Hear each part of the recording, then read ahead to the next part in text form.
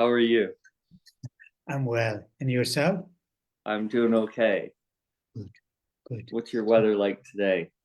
Is Great. it warm or?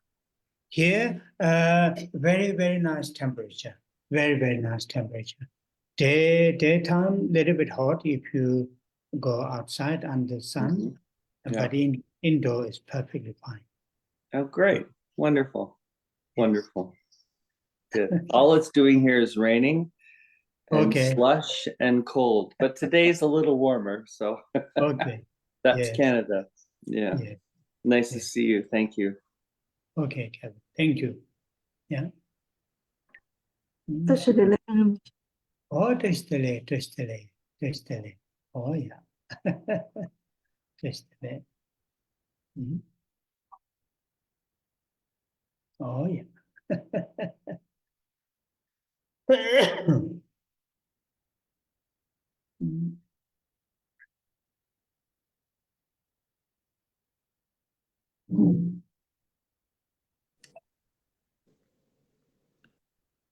Tashi lele Rinpoche.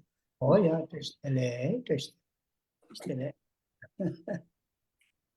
Oh, yeah. Testele.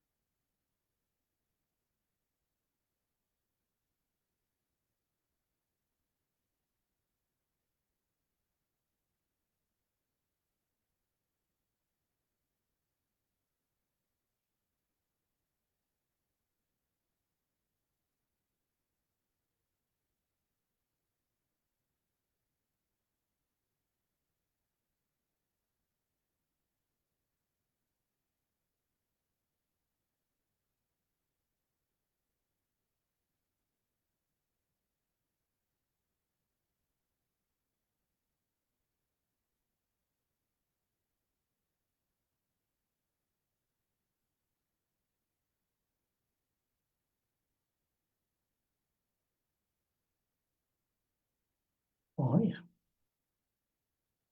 My sincere greetings to everyone. And with this greeting, we are going to start this gathering. And as always, we will start with the refuge and bodhicitta to help us to set our motivation, which is a very important part of this gathering, and in general, in our everyday life. In our everyday lives, whatever we do, routine, events, or specific activities, it is extremely helpful to set the right motivation, set the right mindsets. And as a follower of the teachings of the Buddha, then having refuge,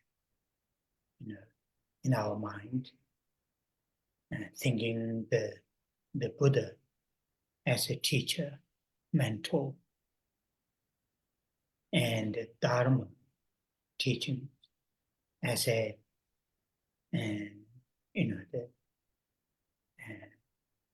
to be learned, to be experienced, to be lived with Dharma, and Sangha as a spiritual supporters, friends, and that kind of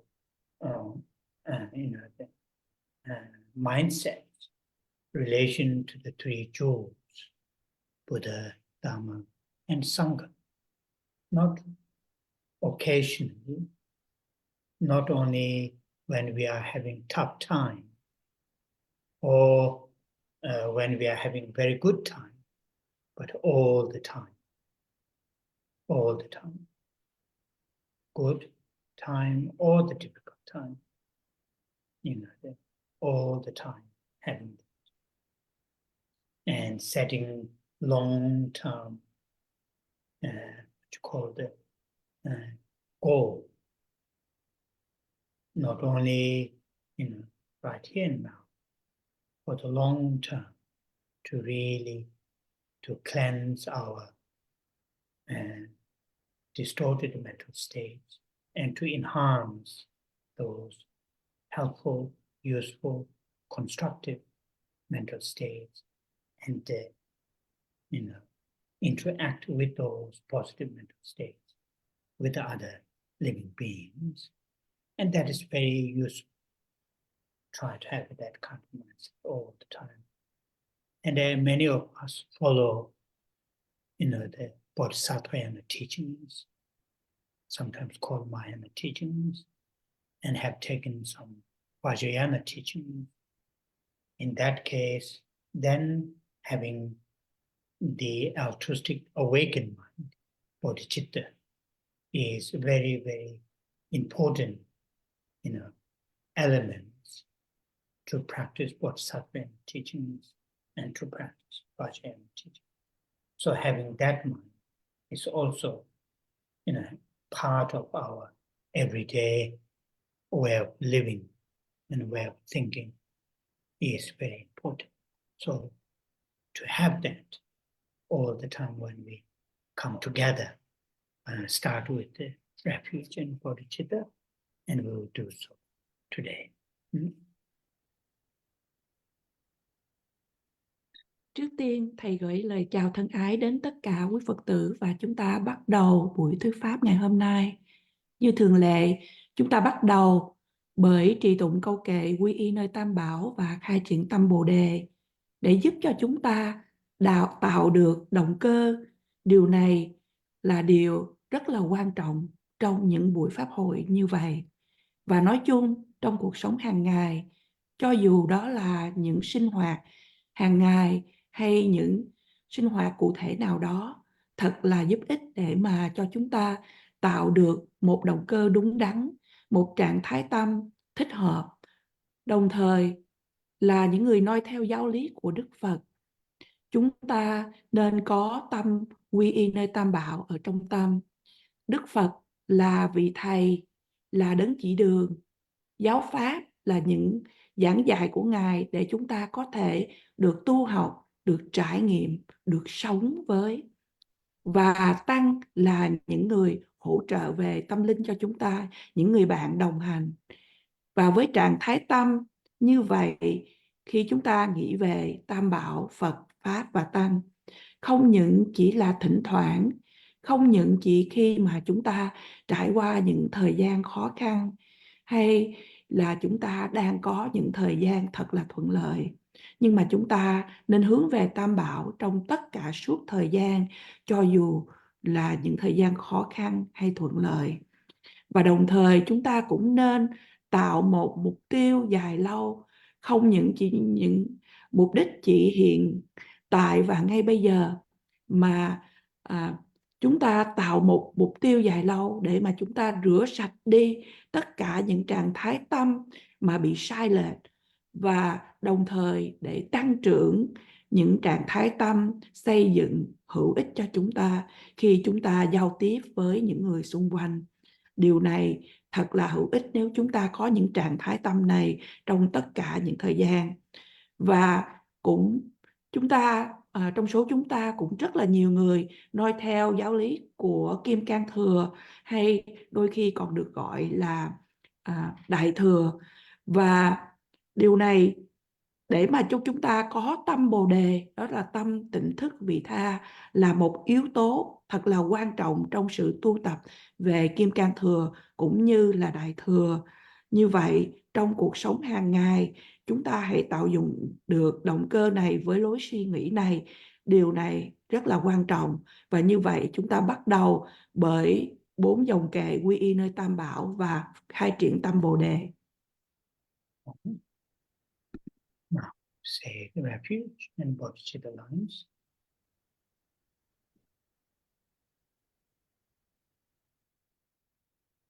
Sanje cheda choji chong changjo bado dani yato che dage jinso jibe chong Dala penje sanje tuwa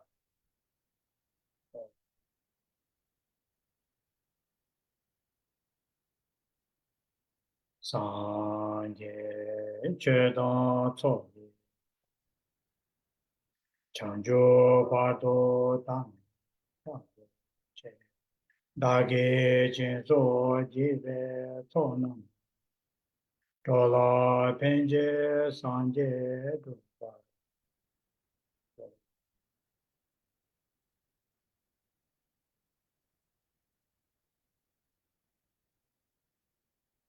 Sanje cheda choji chonam chanjo pardo dani che dage jenzo jibe chonam dola penje sanje do.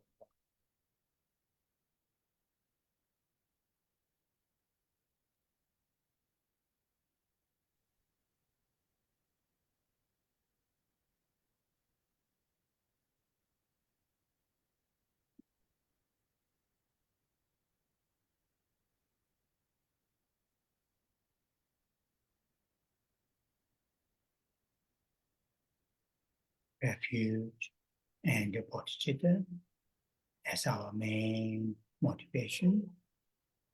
With that motivation, now I will say the Buddha Amitabha mantra, Ami Devatri. And while I'm saying the Amitabha mantra, we all try to hold very strong and clear and loving kindness and great compassion. And with that loving kindness and great compassion, we'll express towards all living beings. Start upon oneself, one's own loved ones, one's own family members, friends, colleagues, and then gradually,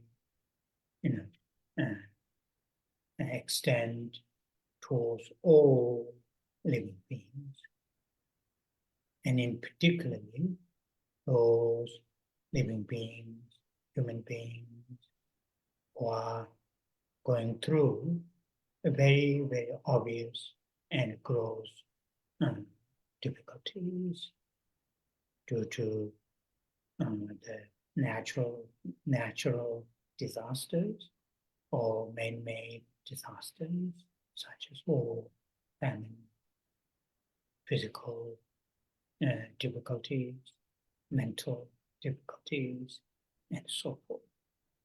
So strongly feel loving kindness and great compassion, and also feel, think our sincere expression of loving kindness and great compassion reach all living beings.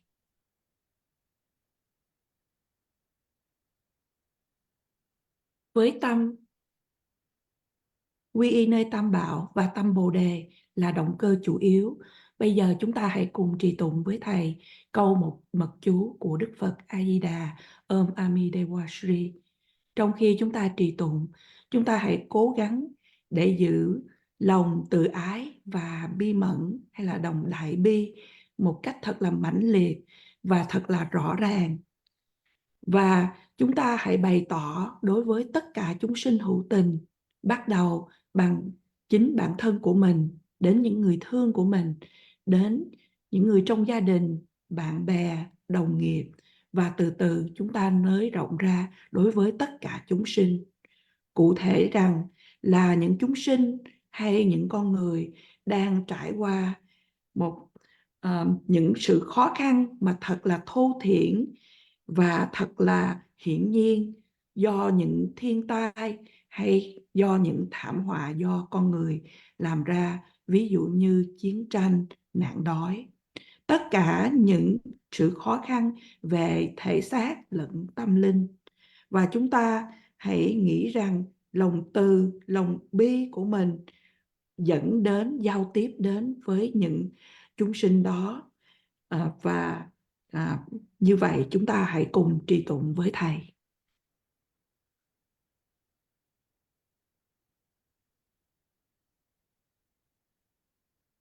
Om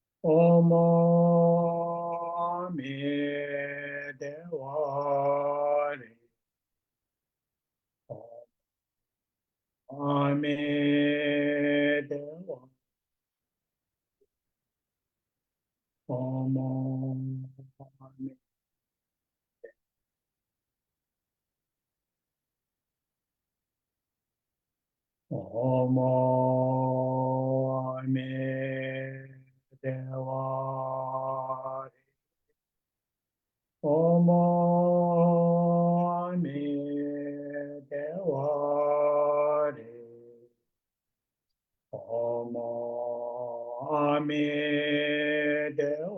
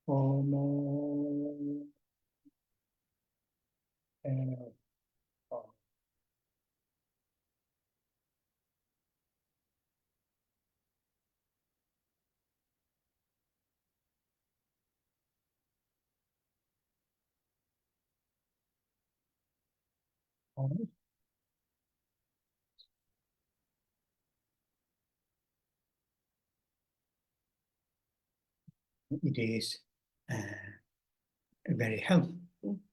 I'm sure many of you do. And every now and then to remind ourselves,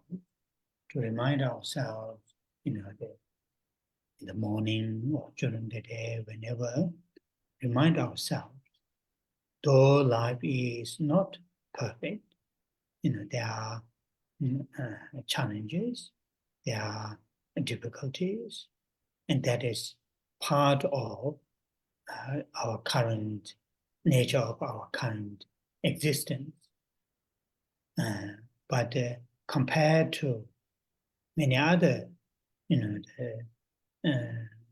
living beings and environment, surroundings, we are fortunate, we are lucky or fortunate in the sense our current life is not 100%,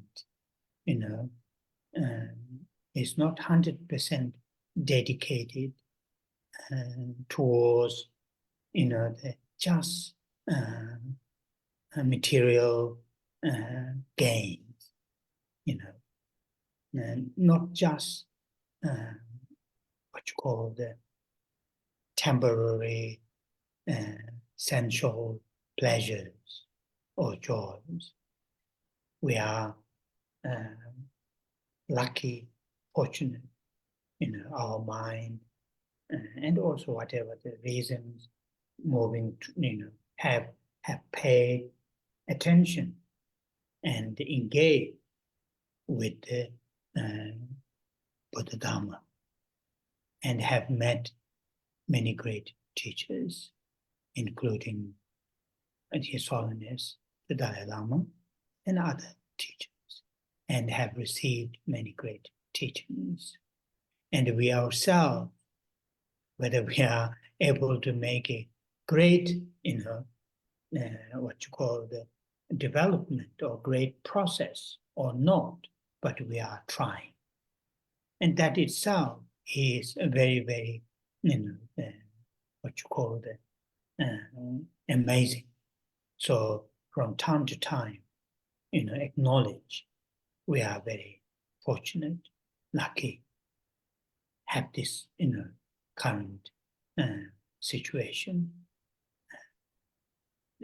Upon it is very that kind of genuinely not exaggerating, but in real fact, thinking that from time to time is very, very helpful to calm down, to relax some of our constantly negative thinking and worries and anxieties, bringing down to earth and focusing on those positive things that we have.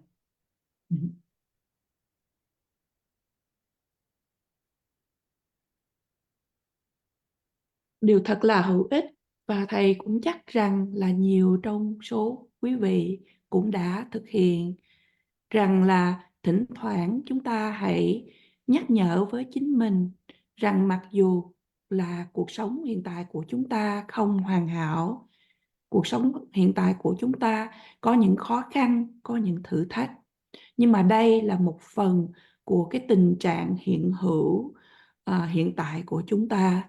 Nhưng mà so sánh với những người khác, những chúng sinh khác và nhiều hoàn cảnh khác, chúng ta thật là may mắn trong một chiều hướng rằng cuộc sống hiện tại của chúng ta không có hoàn toàn 100%, mà chỉ hướng về để mà đạt được những vật chất, để mà tích tụ được những vật chất, hay là chạy theo với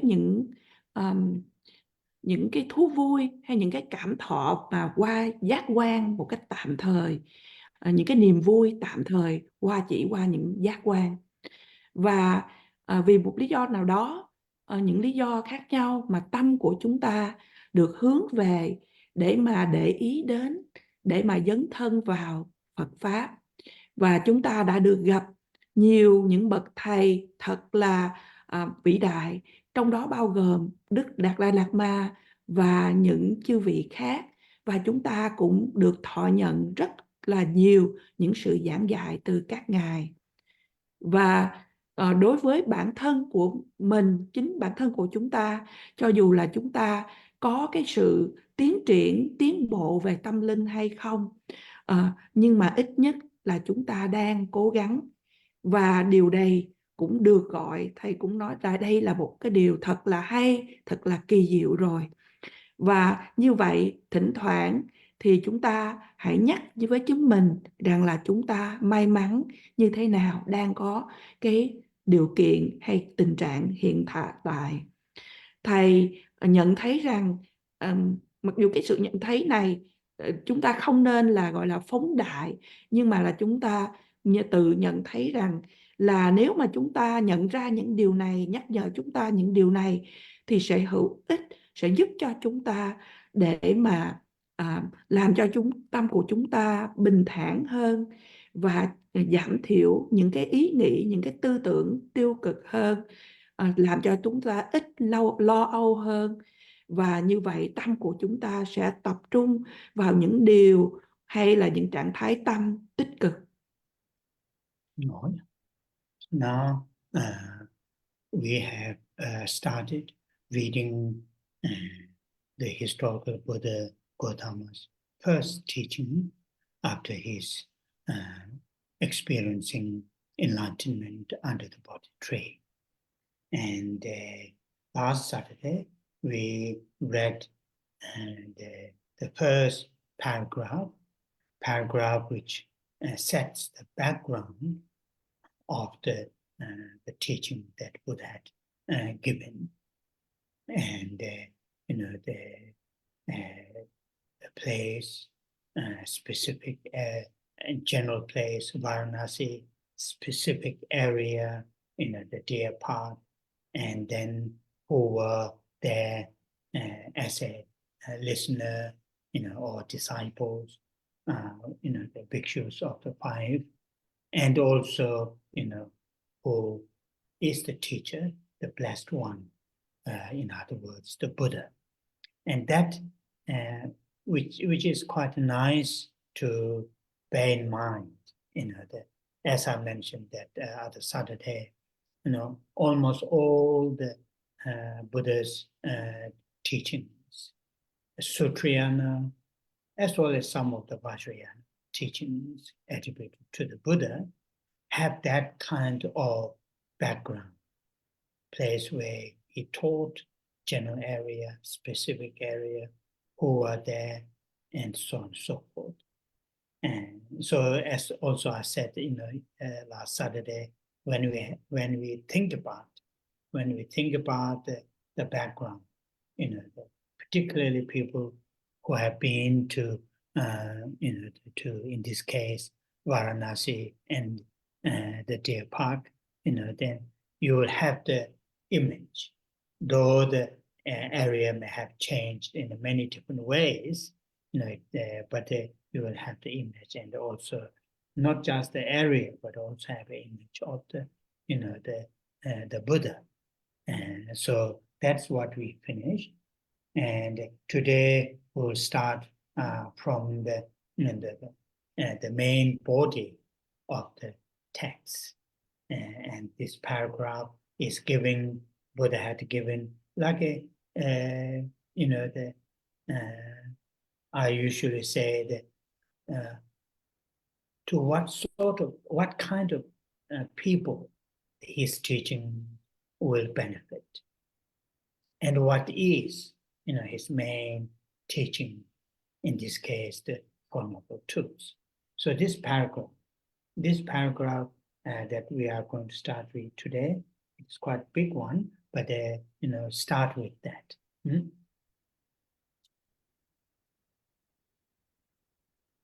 Bây giờ chúng ta bắt đầu đi vào chánh kinh.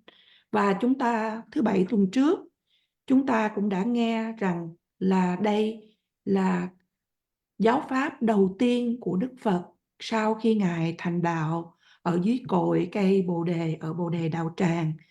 Và thứ Bảy tuần rồi chúng ta đã được nghe về bối cảnh của sự giảng dạy này ở một nơi nói chung đó là ở Varanasi, và cụ thể đó là nói về ở tại vườn Lộc Uyển hay là vườn Nai.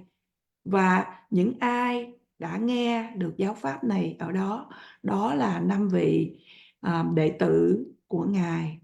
Và ai đã giảng dạy, đó là Đức Thế Tôn, hay nói một từ khác đó là Đức Phật.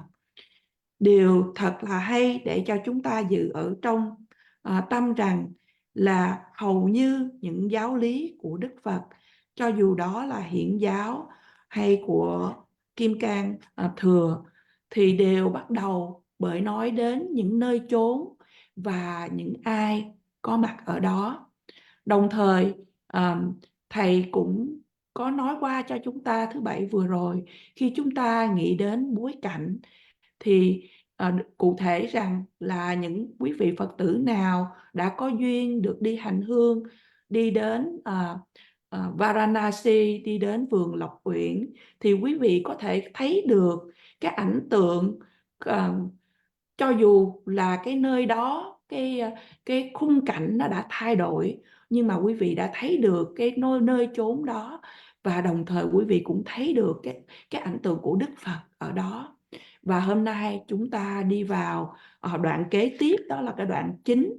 Đoạn này như thầy thường bộc lộ rằng là ở đây là Đức Phật nói hay giảng pháp để cho những hàng đệ tử nào, cho những ai mà đem lại được lợi lạc. Và chủ đề ở trong đây bắt đầu là về tứ diệu đế hay tứ thánh đế. Đây là một đề tài, một chủ đề thật lớn, nhưng mà chúng ta bắt đầu. So this first sentence saying, Bhikkhu, these two extremes should not be followed by one who has gone forth into homelessness. So this first sentence is very, very helpful for us to reflect on the meaning of this first sentence. This line is really setting the what you call what kind of person or what kind of mindset that that he's teaching in order to benefit, what kind of mindset or what kind of lifestyle that he or she should have. And here is two extreme. Says, because there this talking as addressing the monks, and two extremes which will come later should not be followed by one who has gone forth. So one who has gone forth into homelessness. So this homelessness meaning here, of course, directly it is addressing the people who want to become monks or nuns, want to take robes, and that is here homelessness. This particular expression is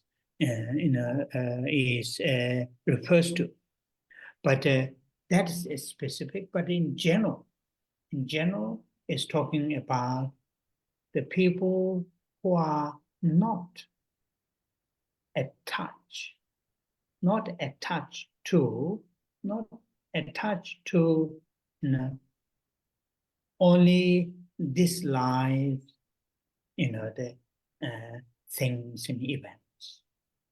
No, people, when it says one who has gone forth into homelessness, in other words, in a more wider, the meaning of these words is people who are thinking further than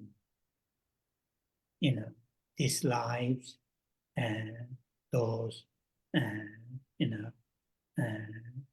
these lives, the things and events. Further, that is important, the thing, being able to think. And so this is something that we need to talk a little bit detail, because it is setting the lifestyle or the mindset, what kind of mindset that we should have in order to benefit the teachings.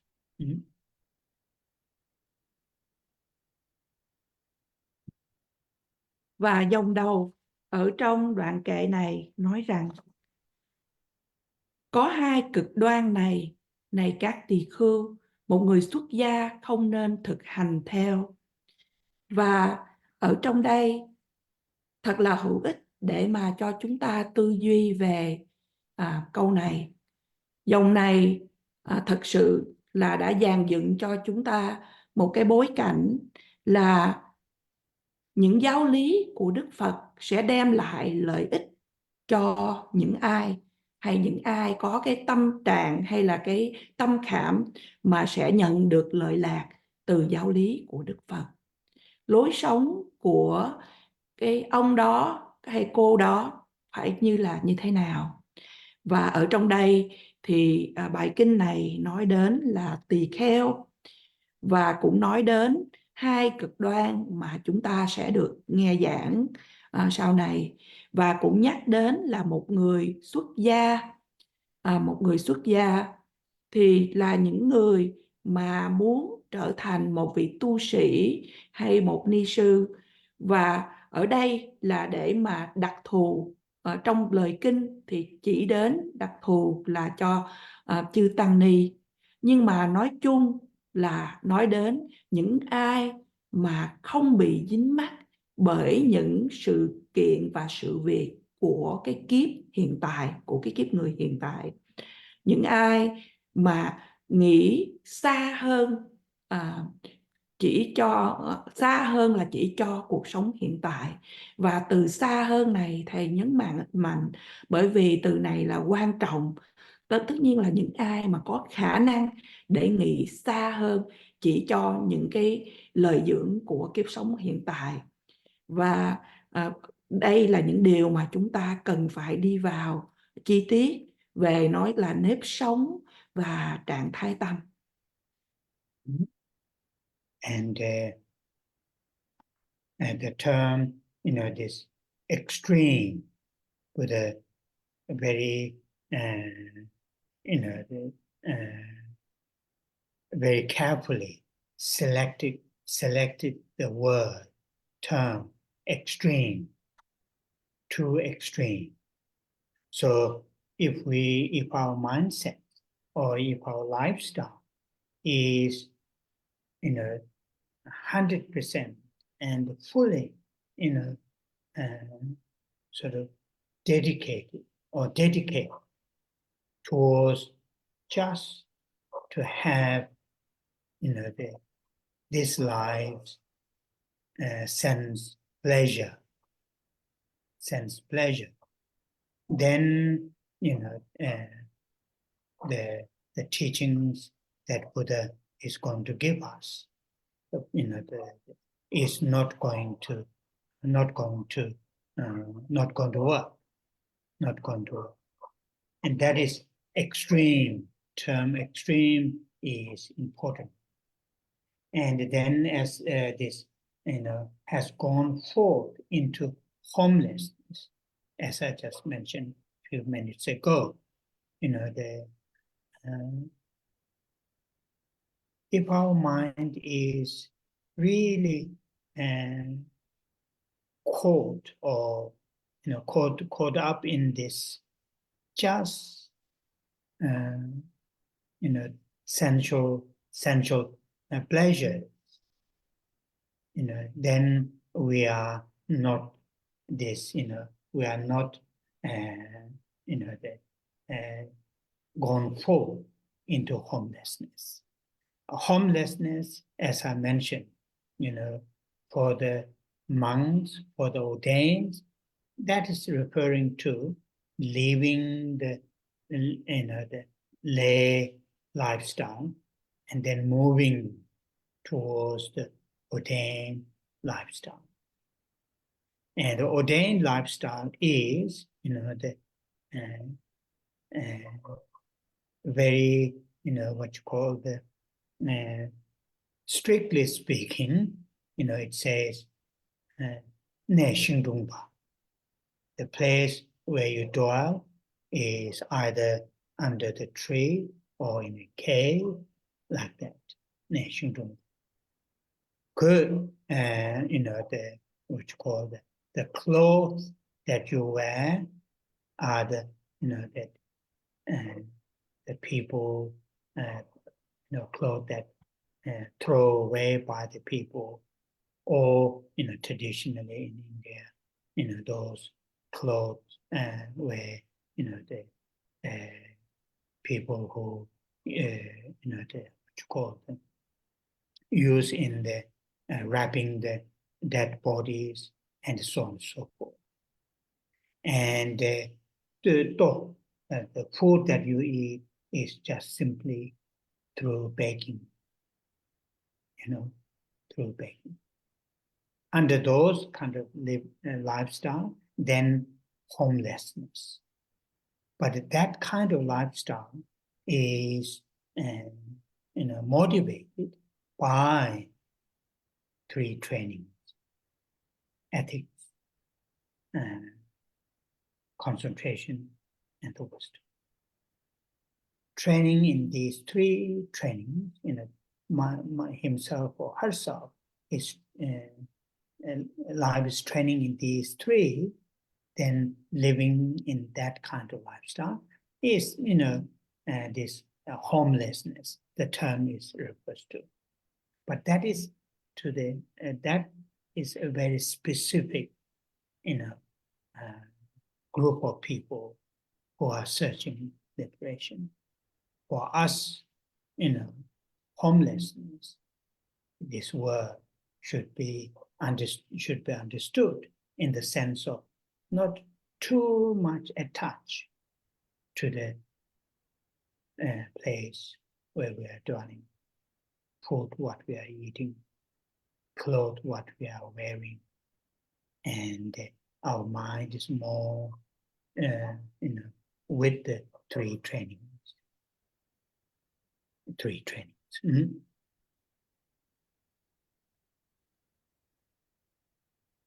Hai cực đoan, đây là một từ đã được chọn lọc để nói đến. Nếu mà chúng ta 100% mà cái tâm khảm của chúng ta chỉ nghĩ đến những điều vui thú qua năm giác quan, hay một từ ngữ thường được nghe đó là dục lạc. Nếu mà chúng ta chỉ nghĩ đến những dục lạc của thế gian, và kế đó nếu mà chúng ta nói đến giáo lý của Đức Phật, thì giáo lý của Đức Phật sẽ không áp dụng cho những cái trạng thái tâm, những cái tâm khảm như vậy. Do đó, thuật ngữ gọi là extreme hay là cực đoan này là quan trọng. Thì ở trong tiếng Anh có nói đến rằng là đã đi to homelessness, thì trong tiếng Việt chúng ta nghe giảng đó là một người xuất gia. Trước đây thầy vừa mới nhắc với chúng ta là nếu mà tâm của chúng ta mà bị vướng vào những dục lạc, những niềm vui mà qua năm giác quan, thì cái đó chúng ta không có đi vào homelessness, là giống như là nói là vô gia cư, hay những người không có nhà cửa, mà ở chúng ta được nghe tạm dụng được dịch đó là sự xuất gia. Như vậy đối với chư tăng ni, những vị đã thọ giới, thì các vị đã rời cái đời sống cư sĩ mà các vị đi vào cái lối sống của những vị đã thọ giới. Nếu chúng ta nói một cách thật là chính xác, thì ở đây là những người hay những chư vị đi vào mà ngồi ở dưới gốc cây, hay đi vào những cái hang động, đó là những cái nơi trú ngụ của chư vị. Và khi mà mặc những cái quần áo, thì các vị mặc những cái quần áo mà những người khác người ta bỏ đi, hay là ở trong kinh điển hồi xưa nói rằng là những quần áo mà khi mà tang lễ người ta quấn những cái xác chết, thì khi mà xong thì người ta tháo bỏ và quăng đi những cái mảnh áo mà đắp lên xác chết đó, thì chư vị đem về để mặc. Và khi mà nói đến thức ăn, thì là qua cái sự đi khất thực hay đi xin ăn. Và với những cái lối sống như vậy, thì chúng ta nói là lối sống là không vô gia cư, hay là không có nhà, hay là chúng ta nói là các vị đã xuất gia. Và cái lối sống xuất gia này được thúc đẩy qua 3 sự rèn luyện tu tập. Đó là sự rèn luyện tu tập về giới, về định và về huệ. Và với cái sự rèn luyện có lối sống, để lối sống trong 3 sự tu tập giới, định, huệ này, thì các vị đã xuất gia. Và đó là những cái điều mà mô tả một cách thật là cụ thể cho những vị mà để mưu cầu, để tìm sự giải thoát. Đối với chúng ta trong một chiều hướng, thì chúng ta nói rằng là để mà chúng ta không có bị dính mắc thật là nhiều đối với cái nơi chốn mà chúng ta ở, đối với thức ăn mà chúng ta ăn, và đối với những quần áo mà chúng ta mặc. Và đó là cái trạng thái tâm với 3 sự tu tập giới, định, huệ. Then what two? So those two extremes should not be followed. What are those two? What two?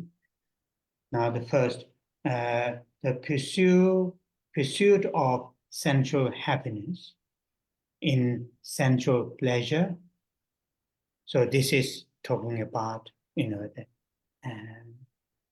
extremely, or as I mentioned earlier, I used earlier, fully and completely dedicated our entire life to have, the shapes and colors, smells and tastes and tactiles and sounds. Those are the sensual pleasures. the object to gain sensual pleasures. You know, those are the that when we fully, completely dedicate our life, our energies, and our resources simply to have these, pleasures from the, these 5 sense objects, then that is one extreme. So I use the term, saying the 5 sense objects, that is shapes and colors, smell, sounds, taste, and tactile, should not be taken everything very literally.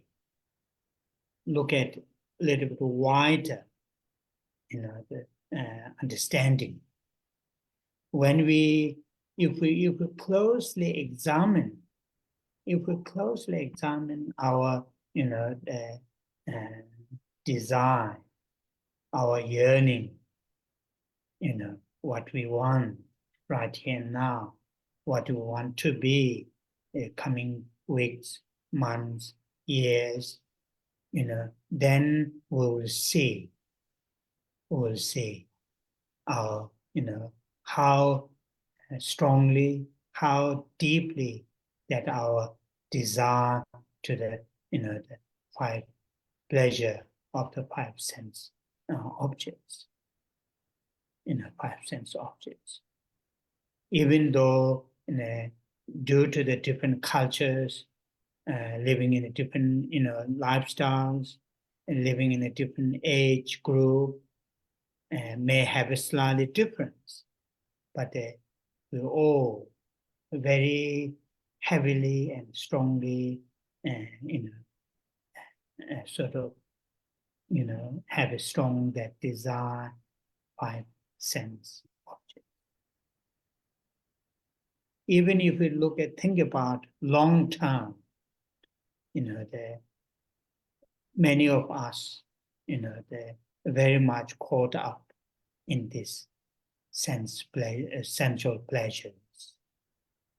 Not necessarily in a very straight way, but imagine and wish and yearning and longing. And that really keeps closed door to do something more than right in this lifetime's, and to fulfill this lifetime's desire, to pursue something long-term benefit. Mm-hmm.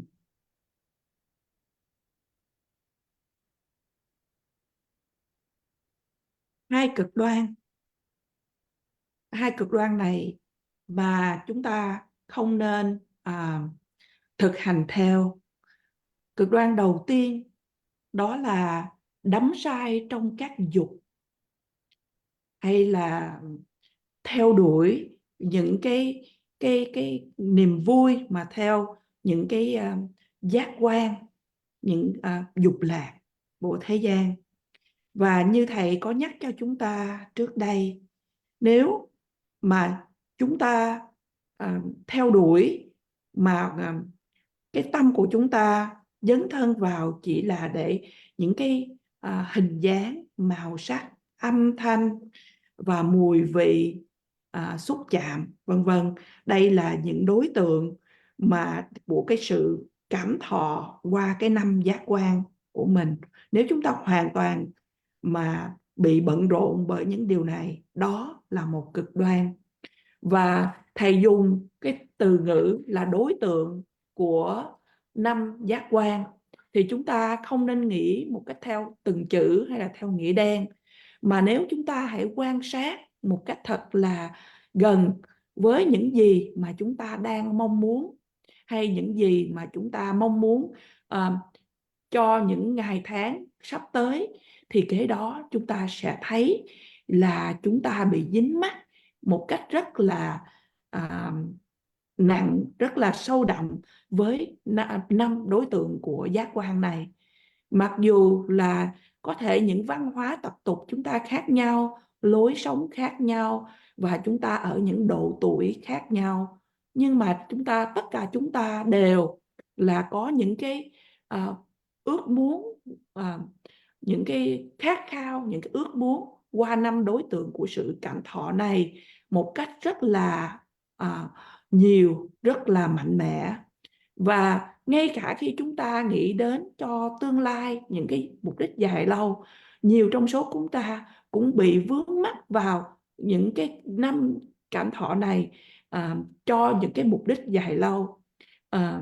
Những cái điều này chúng ta có thể không thấy được rõ, nhưng mà qua những cái mà chúng ta tưởng tượng, chúng ta ước muốn, chúng ta khát khao và vân vân, và tất cả những điều này sẽ giữ cho chúng ta ở trong gọi là trong chỉ là những cái bận rộn, những mối quan tâm cho có cuộc sống hiện tại, thỏa mãn những điều cuộc sống hiện tại, mà không cho chúng ta để mà cho chúng ta có thể nghĩ đến những gì cho tương lai.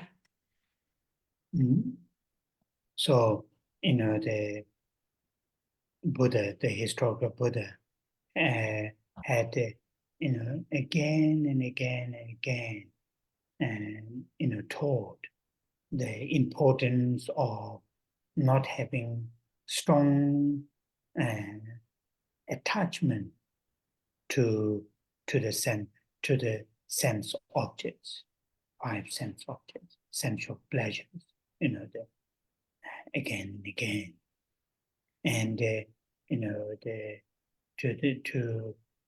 like the specific people who really want to pursue, or if we use the particular English term, want to specialize in the Buddhist the teachings of the Buddha, those ordained monks and nuns, therefore shaving their hair and so on and so forth. All these are designed to reduce the attachment, Attachment is a very interesting mental affliction,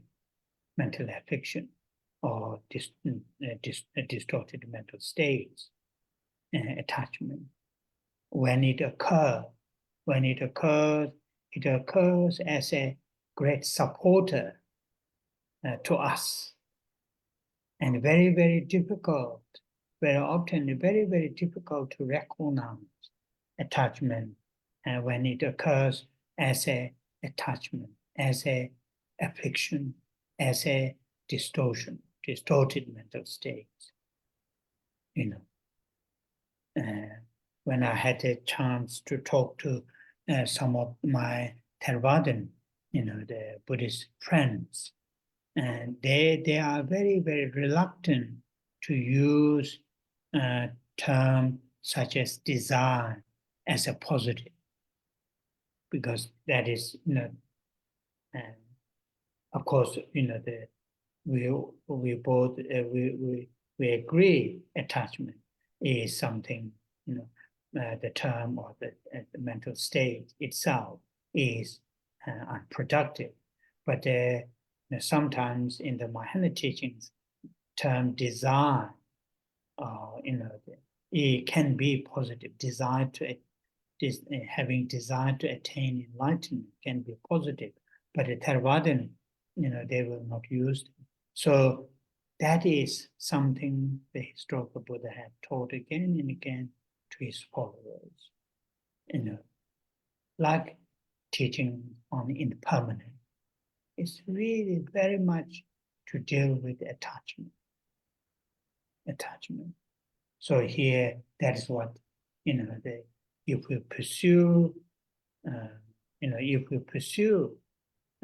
or if we dedicate our life just to have a sensual pleasure, then the teachings that what is going to give will not benefit. Therefore, that should be avoided. That kind of lifestyle should be avoided.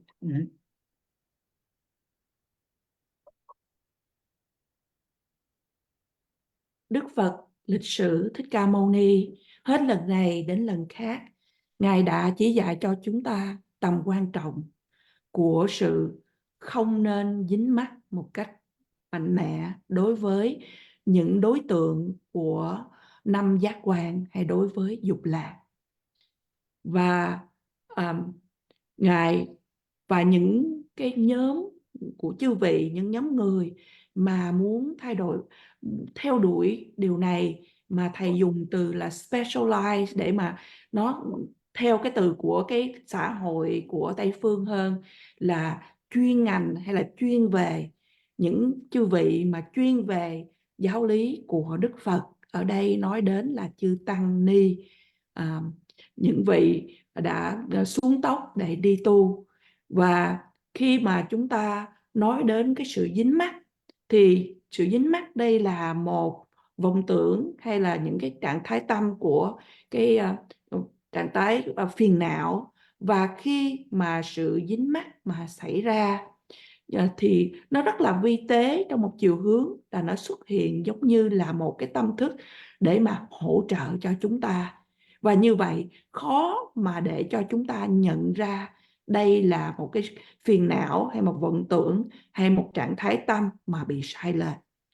Và khi mà thầy có cơ hội mà để tiếp xúc với những pháp hữu của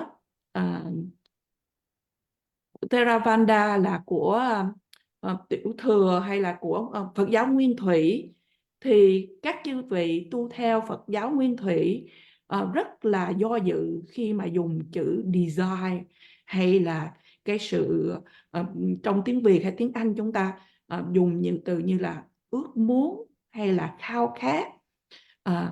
Thì các vị theo Phật giáo Nguyên Thủy rất là do dự khi dùng từ này là một chiều hướng để mà nói rằng là một cái từ có tính cách tích cực. Tất cả đều đồng ý rằng là cái từ này là một cái từ không có đem lại cái kết quả tốt. Nhưng mà ở trong những chư vị mà nói theo Phật giáo của Đại Thừa, đôi khi dùng từ desire hay là từ là ước muốn hay khát khao, như ví dụ như khát khao để đạt được đến sự giác ngộ, thì các chư vị tu theo Đại Thừa nói rằng đây là trong những trường hợp mà sự khát khao này là một cái từ có tính cách tích cực. Và như vậy khi mà khi Đức Phật giảng về giáo lý về sự vô thường, thì cái chủ đề về sự vô thường này cũng nói hoàn toàn để mà liên quan đến về cái sự dính mắc. Và như vậy nếu mà chúng ta theo đuổi một cái lối sống mà chỉ qua những dục lạc, qua những cảm thọ về năm giác quan, thì giáo lý của Đức Phật sẽ không đem lại lợi lạc cho chúng ta. Và vì vậy cái lối sống này chúng ta phải tránh. So then Buddha give us, some reasons why that kind of lifestyle is not, not very productive. He says here, which is low. Low in the sense, no matter how, if we pursue just to have a sensual pleasure, the what we achieve is really just, not that much long-term, the benefits, long-term achievements. Low in the sense can be, within a few minutes, within a few days, or within a few weeks, within a few months. That can be, diminished, that can be changed, that can be, can be lost. So low in the sense there's no great benefit. There's no great benefit. Low. And vulgar.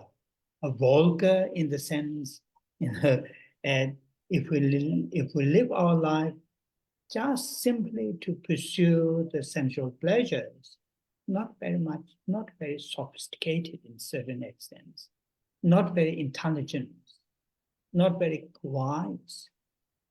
Though, we may think worldly, we may think people who have great knowledge, great experience to do this business, make huge amounts of money and so on and so forth.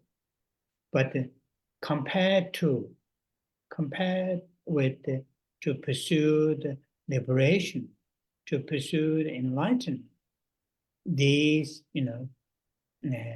no matter how, a great achievement in terms of the money or in terms of the status, in terms of the, wealth, not that much sophisticated, not that much value. So this, which is low, which is vulgar.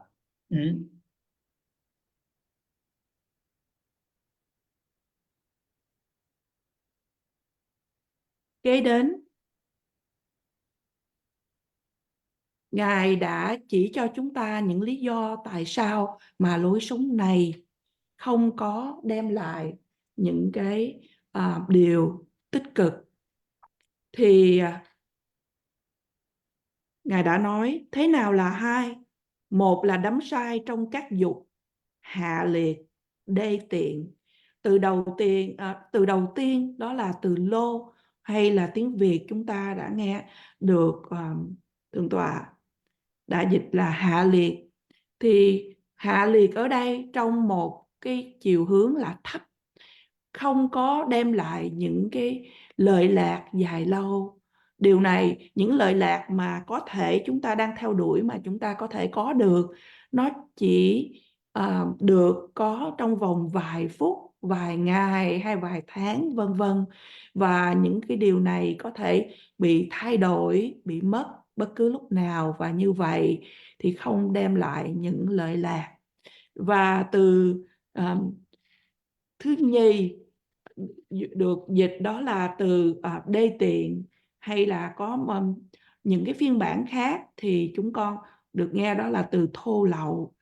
Thì nếu mà chúng ta sống hay theo đuổi mà chỉ cho những dục lạc, những sự vui thích qua năm giác quan, thì điều này không có được xem là những cái điều thông minh, không có theo là thông minh.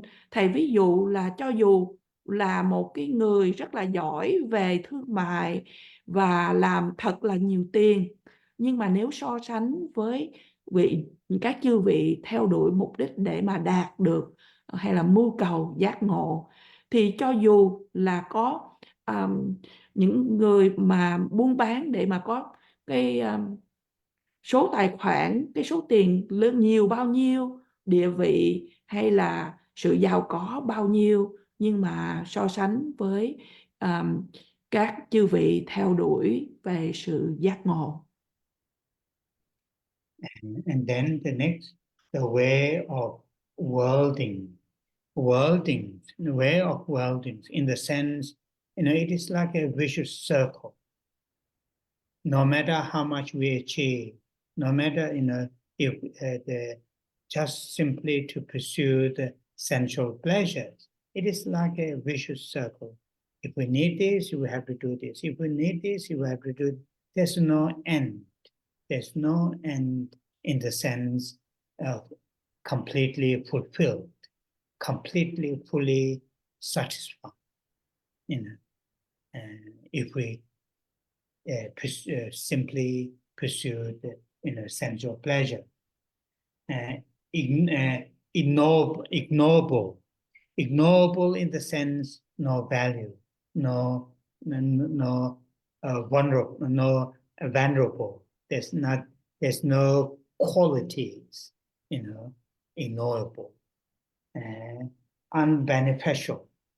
Unbeneficial in the sense, though if we gain the sensual pleasures, all those things, many houses, many cars, all those things, but still, there's no deep down, there's empty. Deep down, there's something is lacking, and something is not correct, so unbeneficial. Not, they're similar to the previous one. There's no genuine, satisfaction is the right word. There's no genuine fulfillment, or enjoyment, unbeneficial. Và những từ kế tiếp nói rằng phàm phu không xứng bậc thánh, không liên hệ đến mục đích. Và ở đây từ phàm phu nói đến rằng là những điều ở trong thế gian, những điều phàm tục, nó giống như là một cái vòng tròn mà nó đi từ chúng ta cần cái điều này thì chúng ta cần, thì nếu chúng ta cần thứ này thì chúng ta sẽ làm điều này, và cần thứ kia thì làm điều kia. Và như vậy nó thầy ví giống như là một cái vòng tròn mà không có bao giờ có cái sự chấm dứt, khi những điều mà chúng ta bận bịu với những điều phàm tục, những điều trong thế gian. Và như vậy nó không bao giờ mà nó đem lại được cái sự thỏa nguyện một cách trọn vẹn. Từ kế tiếp chúng ta được nghe đó là không xứng bậc thánh, tất nhiên không có được tôn kính, không có phẩm hạnh.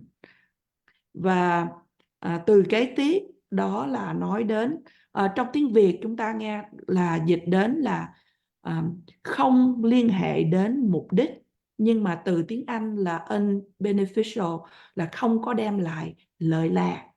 Tất nhiên là cho dù là có những người theo đuổi để mà có thể có rất là nhiều nhà cửa, rất là nhiều xe cộ, nhưng mà những người đó nếu mà nói ở sâu ở bên trong thì nó là trống rỗng, và có những cái điều gì đó mà đang thiếu vắng, có những cái điều mà nó không đúng, và như là nó là không có cái sự thỏa nguyện một cách chân thật. Then now we are going to read the second extreme, that is saying, and the pursuit of self-modification. So this pursuit of self-modification, lifestyle of self-modification, pursuing self-modification, it refers to at the Buddha's time, and also these days too, in India, seeking certain spiritual achievement or spiritual gain through completely neglecting, neglecting the basic necessities for the body and for the mind, for the body and for the mind. That is what here refers to self-modification, like without any protection for the body.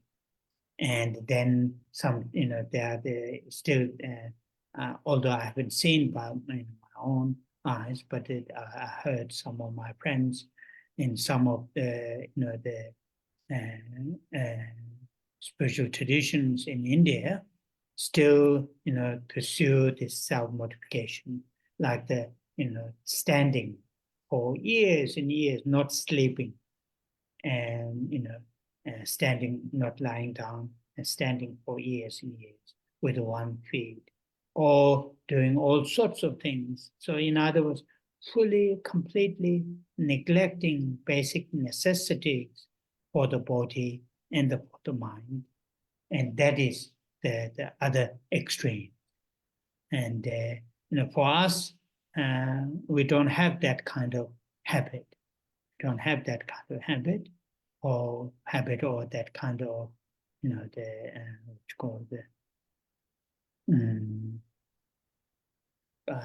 habits. We don't have that kind of risk to pursue spiritual, gain through completely neglecting basic necessities physical necessities and mental necessities. But this is talking about at the Buddha's time, some of the spiritual seekers do that. And in fact, it is some of the commentaries mentioned that Buddha's, those first 5 disciples, which I mentioned last Saturday, were Buddha's, what you call the colleagues before Buddha attained enlightenment. They are the similar. They are in this, they know each other and pursuing similar path, through neglecting the basic necessities, food, shelter, medicine, and so forth, and then seeking spiritual gain. And that's what this second extreme, which should be, avoided, should not be followed.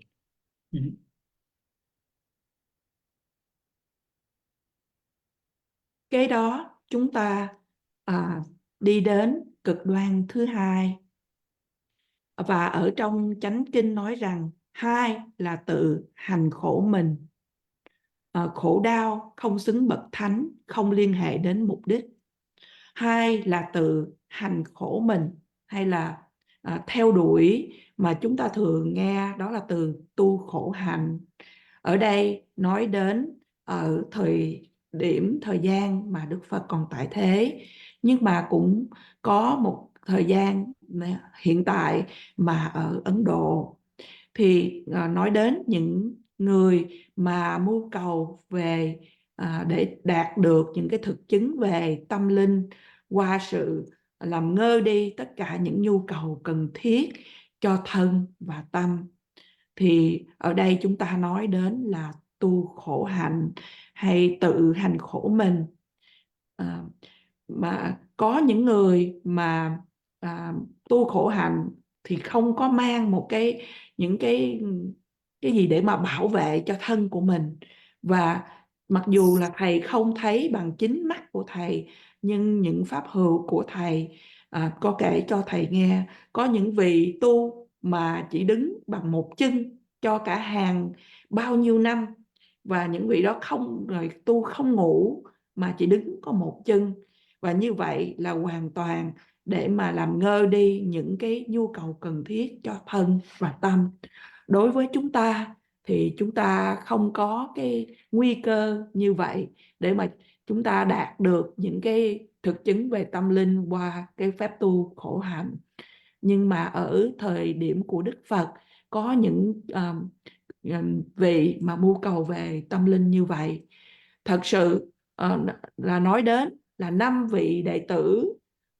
Trước đây chúng ta nói đến 5 vị đệ tử đầu tiên của Đức Phật mà Đức Phật đã đang thuyết pháp.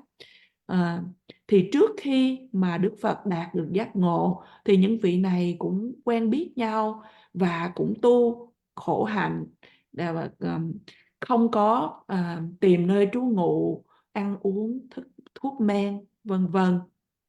Và như vậy đây là cực đoan thứ nhì mà chúng ta cần phải tránh hay chúng ta không nên noi theo. Oh yeah. So that kind of lifestyle, which is painful, yes, it is.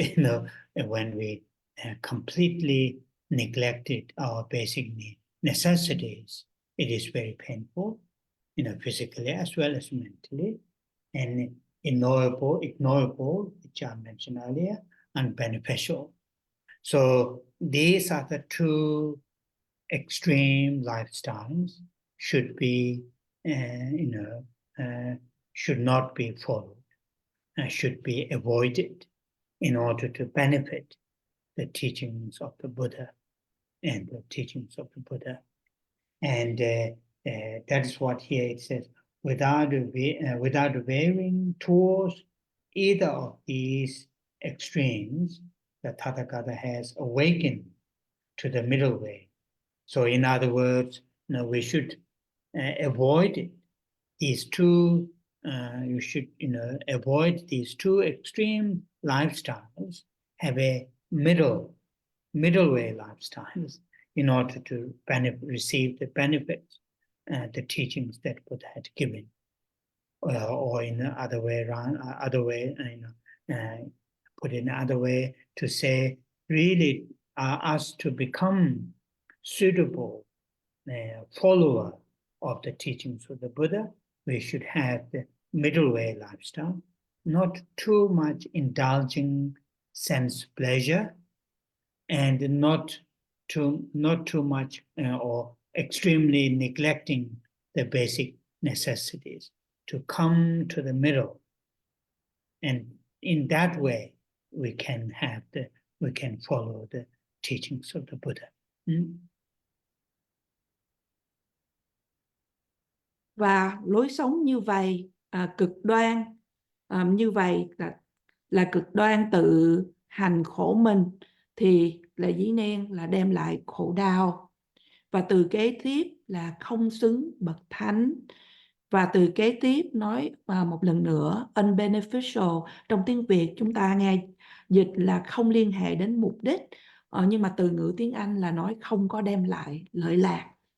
Và như vậy, đây là những điều mà chúng ta nên tránh đối với là những người mà nếu chúng ta muốn thọ nhận giáo lý của Đức Phật. Và như vậy, câu kế tiếp nói rằng tránh xa hai cực đoan này các tỳ khưu, là con đường trung đạo.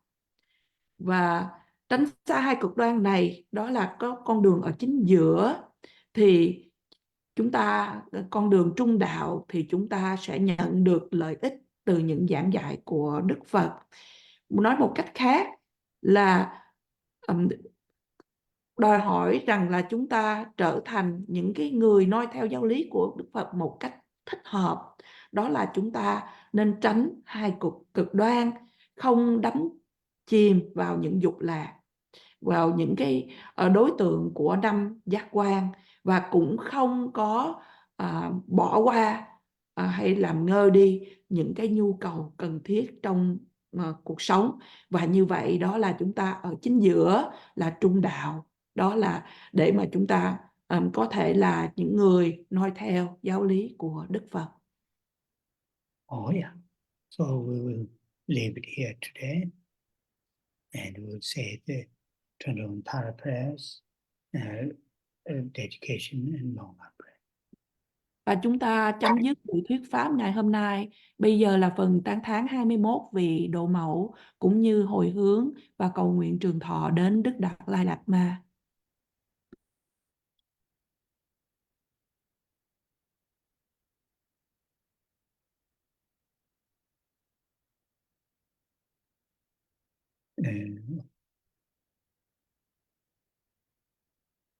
Om Je Je Pama Choma La Cha Se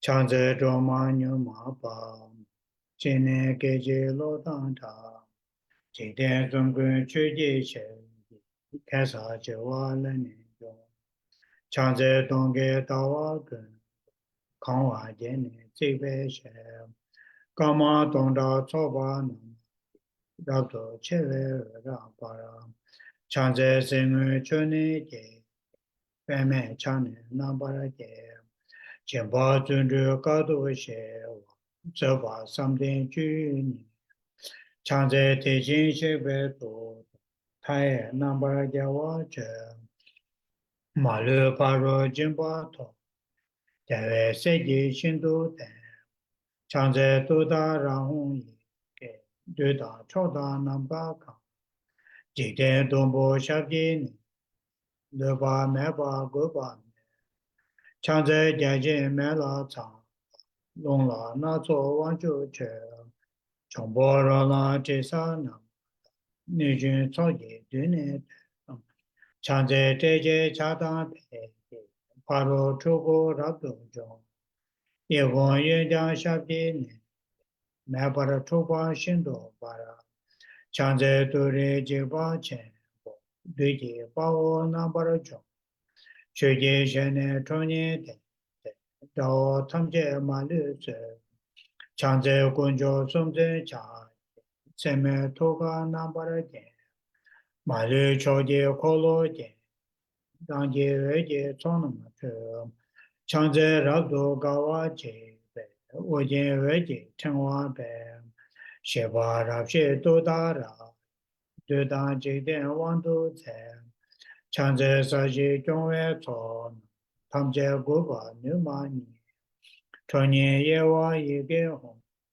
hồng bà tham chế na bà ra tổ chẳng dễ đa về đồng bộ đem bà tham chế xin tổ bà ra để về trên bà mẹ tao bà ra xin tổ ra vật thể chẳng dễ kế về tham mẹ bà về trên về ưu nè e chang yung kum ku ne ko dae pong ne na ba ra cho chang ze sa ji ngo la cha ke te ji ne jin sha te dong cho ne chen ze yi ge hong ke ren ba dong bo nam ne ke chang ze de ma ge ma she nyang en de jin chu so wa om da yang da de ba chen bo chong ba chang ze ku ne ko ra wa ka 다이 눈에 나바르게 이게 주변 그 레바 홍래 좀 많이 장제 또래 잡는다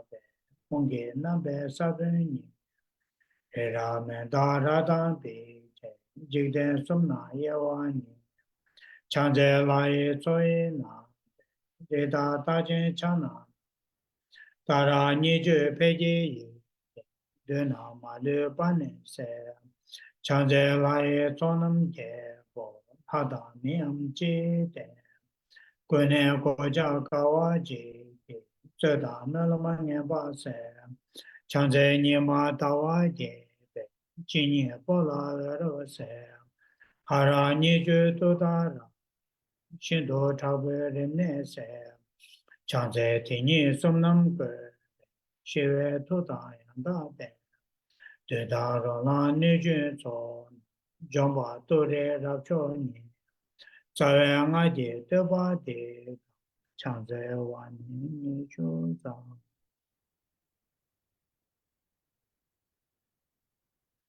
장조 센초 렘보제 마제 바나마 제요제 제바 냐바 네바 코네 공도 배워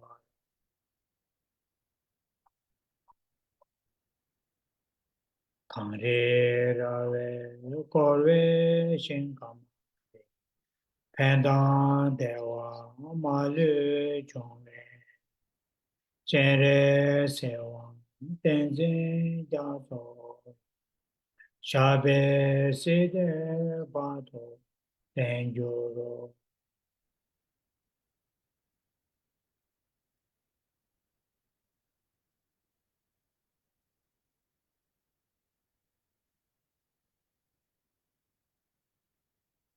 Oh yeah, thank you. Rinpoche. Thank you so much. Thank you. Thank you. Thank you, Rinpoche. Thank I you. will, And I will thank you. Thank you, Lisa. Thank you, Lisa. Yeah. Thank you. Thank you. Bye. Thank you.